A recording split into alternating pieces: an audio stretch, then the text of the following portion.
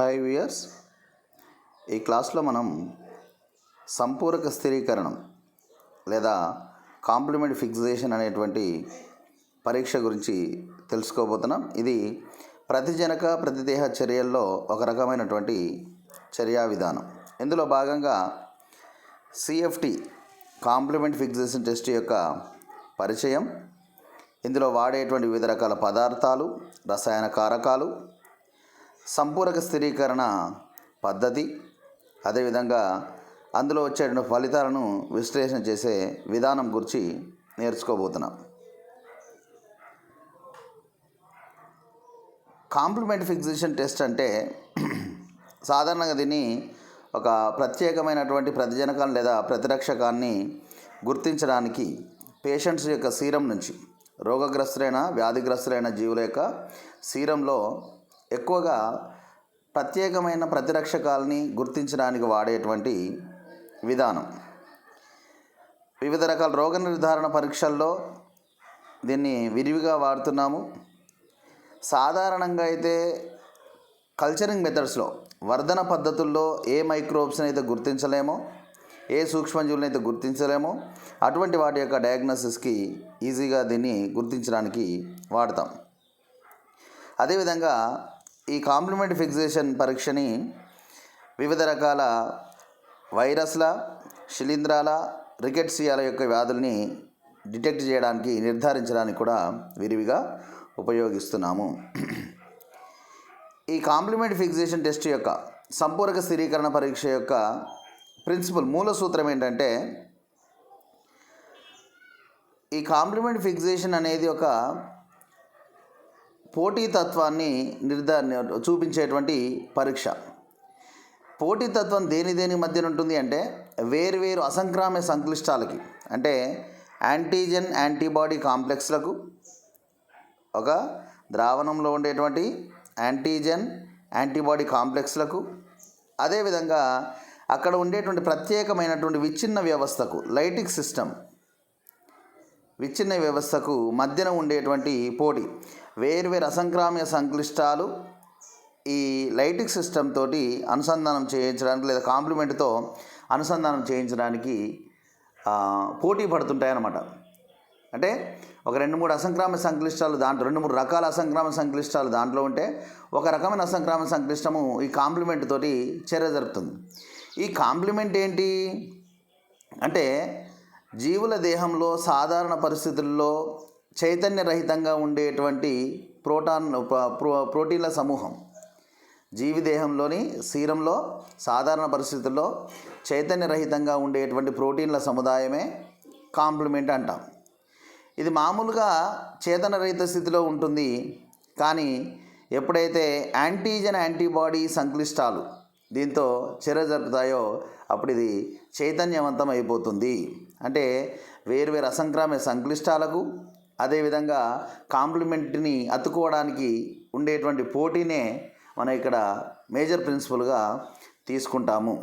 ఈ కాంప్లిమెంటు అసంక్రామ్య సంక్లిష్టాలను అతుక్కుంటే ఇక్కడ లైటిక్ వ్యవస్థ, షీప్ ఆర్బీసీ, గొర్రె యొక్క ఎర్ర రక్త కణాలు, ఆ గొర్రె యొక్క ఎర్ర రక్త కణాలకు వ్యతిరేకంగా కుందేల్లో తయారు చేయబడినటువంటి యాంటీబాడీస్, ప్రతిదేహాలు ఒక లైటిక్ వ్యవస్థను, విచ్ఛిన్న వ్యవస్థను ఏర్పరుస్తాయి. ఈ విచ్ఛిన్న వ్యవస్థ కాంప్లిమెంట్ ఫ్రీగా ఉంటే, స్వేచ్ఛగా ఉంటే, అసంక్రామ్య సంక్లిష్టాలను అతుక్కోకుండా ఉంటే ఈ లైటిక్ వ్యవస్థను విచ్ఛిన్నం చేస్తుంది. లేదు అంటే అక్కడ ఎలాంటి విచ్ఛిన్నము జరగదు, ఆర్బీసీ విచ్ఛిన్నము జరగదు. ఆ సూత్రం ఆధారంగా ఈ కాంప్లిమెంట్ ఫిక్సేషన్ టెస్టు పనిచేయడం జరుగుతుంది. ఇందులో వాడేటువంటి పదార్థాలు ఏమిటి? సాధారణంగా గొర్రె యొక్క ఎర్ర రక్త కణాల సముదాయాన్ని వాడతాం. ఇందులో 5% సస్పెన్షన్ని వాడతాం. అదేవిధంగా హీమోలైసిన్, కుందేలు యొక్క యాంటీబాడీస్, గొర్రె ఎర్ర రక్త కణాలకు వ్యతిరేకంగా తయారు చేయబడిన కుందేలు యొక్క యాంటీబాడీస్ని హీమోలైసిన్ వ్యవస్థగా వాడతాం, రక్త విచ్ఛిన్న వ్యవస్థగా. కాంప్లిమెంటరీ సాధారణంగా అయితే గినియా పంది యొక్క కాంప్లిమెంట్ ప్రోటీన్ సిస్టమ్ను వాడతాం. అదేవిధంగా బార్బిటాల్ బఫర్డ్ డైల్యూయెంట్స్ని వాడతాం.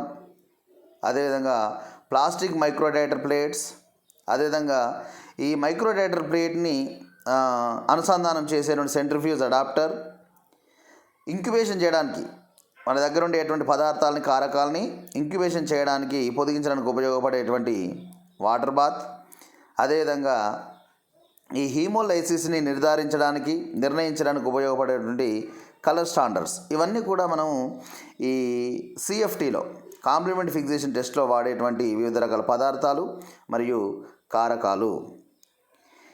ఈ కాంప్లిమెంట్ ఫిక్సేషన్ టెస్ట్ యొక్క విధానం ఎలా ఉంటుంది, ఏ పద్ధతిలో మనం దీన్ని జరిపిస్తాము? ఇందులో 2 స్టెప్స్ ఉన్నాయి. ఒక స్టెప్లోనేమో కాంప్లిమెంట్ ఫిక్సేషన్ స్టేజ్, కాంప్లిమెంట్ స్థిరీకరణ దశ, ఆ తర్వాత ఇండికేటర్ స్టేజ్, మనకు రిజల్ట్స్ చూపించేటువంటి ఇండికేటర్ దశ. ఈ 2 దశల్లో మొదటి దశలోనైతే ఏం చేస్తామంటే పేషెంట్ సీరంకి ఒక ప్రత్యేకమైనటువంటి ఈ ఎస్ఆర్బిసి, యాంటీ యాంటీబాడీస్ యొక్క సంక్లిష్టాన్ని కలిపి కాంప్లిమెంట్ స్థిరీకరణ జరుగుతుందా లేదా చెక్ చేస్తాం. రెండవ దశలో ఈ కాంప్లిమెంట్ స్థిరీకరణ జరిగితే ఏ రకమైన ఇండికేషన్ వస్తుంది, అదేవిధంగా జరగకపోతే ఏ రకమైన ఇండికేషన్ వస్తుందో టెస్ట్ చేస్తాం. ఈ 2 దశల్లో ఈ కాంప్లిమెంట్ ఫిక్సేషన్ టెస్టు పూర్తయిపోతుంది. ఇక్కడ చూడండి, ఇక్కడ మనకు ప్రతిజనకం ఉన్నది, కాంప్లిమెంట్ ఉన్నది. ఇవేంటివి? ప్రీఫిక్స్డ్ లేదా ప్రీడిటర్మైన్డ్ పదార్థాలు. ఇవి ముందే నిర్ధారించబడినటువంటి పదార్థాలు. అదేవిధంగా ముందే నిర్ధారించిన పదార్థాలతో పాటుగా లైటిక్ వ్యవస్థ కూడా ముందే నిర్ధారించబడుతుంది. ఇంతకుముందు చెప్పుకున్నట్టుగా గొర్రె యొక్క ఎర్ర రక్త కణాలు, అదేవిధంగా దానికి వ్యతిరేకంగా కుందేల్లో తయారు చేయబడినటువంటి యాంటీబాడీస్, ఈ రెండింటి యొక్క సముదాయమే మనకి ఇక్కడ హీమోలైసిన్ వ్యవస్థగా లేదా లైటిక్ వ్యవస్థగా కనిపిస్తుంది. ఇప్పుడు ఇక్కడ చూడండి, 2 టెస్టులు ఉన్నాయి. ఒకటేమో పాజిటివ్ టెస్ట్, ఒకటేమో నెగిటివ్ టెస్ట్. ఇక్కడ మనకు కావలసినటువంటి యాంటీజెన్ ఉంది. ఏ యాంటీజెన్కి వ్యతిరేకంగా, ఏ రోగకారక క్రిమికి వ్యతిరేకంగా మనం యాంటీబాడీస్ ఉన్నాయో లేదో కనుక్కోవాలనుకుంటున్నామో ఒక పేషెంట్ సీరంలో ఆ యాంటీజెన్ ఉంచుకోవాలి దగ్గర. దానికి సంబంధించినటువంటి గినియా పిగ్ నుంచి తీసినటువంటి కాంప్లిమెంట్ ప్రోటీన్ల సిస్టమ్ని దగ్గర ఉంచుకోవాలి. ఇప్పుడు ఒక పేషెంట్ సీరంలో దానికి సంబంధించిన ప్రతిరక్షకాలు ఉన్నాయి. అప్పుడు ఏమవుతుంది, ఈ యాంటీజెన్ను అదేవిధంగా కాంప్లిమెంట్ను పేషెంట్ సీరంకు కలిపినట్లయితే పేషెంట్ సీరంలో యాంటీజెన్ యాంటీబాడీ కాంప్లెక్స్ ఏర్పడుతుంది. ఎప్పుడైతే యాంటీజెన్ యాంటీబాడీ కాంప్లెక్స్ ఉంటుందో అప్పుడు ఖచ్చితంగా కాంప్లిమెంట్ దాంతో బంధించబడుతుంది, కాంప్లిమెంట్ దాంతో స్థిరీకరణం చెందుతుంది.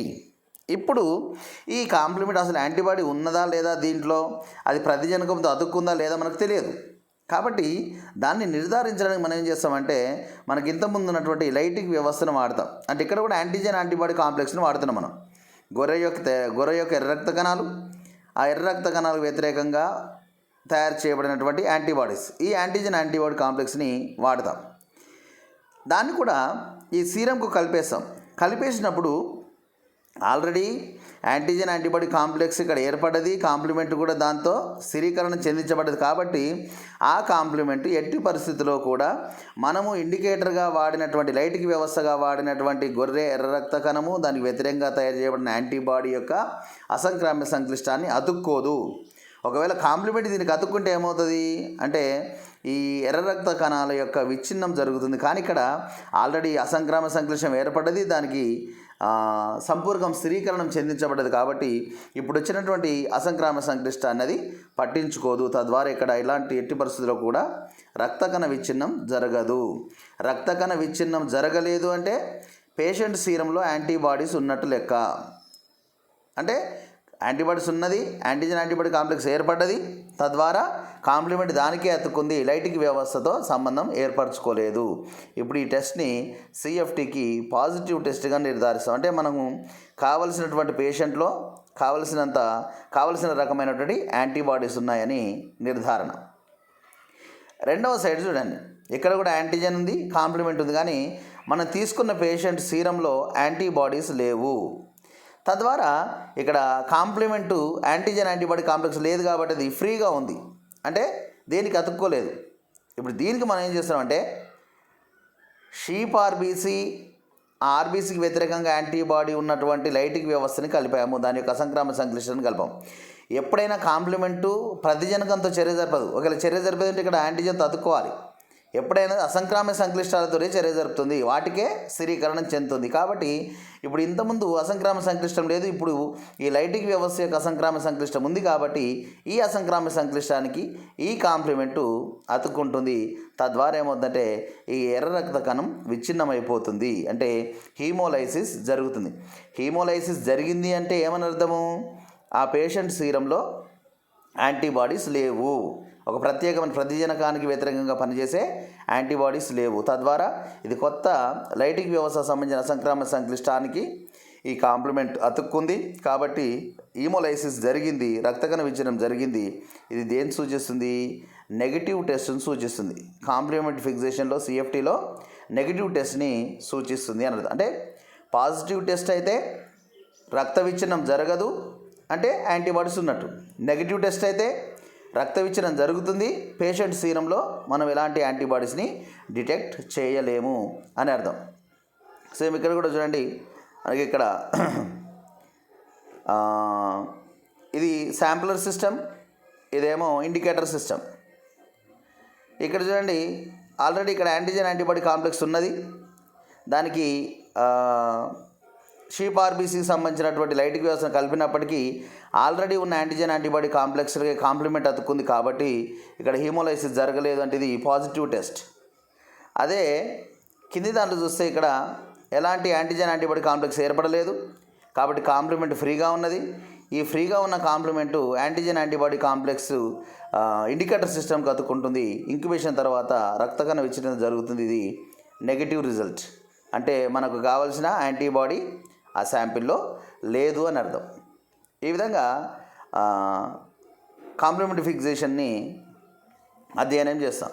ఇప్పుడు మనకు వచ్చిన రిజల్ట్ని ఎలా ఇంటర్ప్రిట్ చేస్తాం, ఎలా విశ్లేషణ చేస్తాం? ఇంతకుముందు చెప్పుకున్నట్టుగా రక్తకణ విచ్ఛిన్నం జరగలేదు అంటే ఆ పేషెంట్ సీరంలో మనకు కావాల్సిన యాంటీబాడీ ఉంది.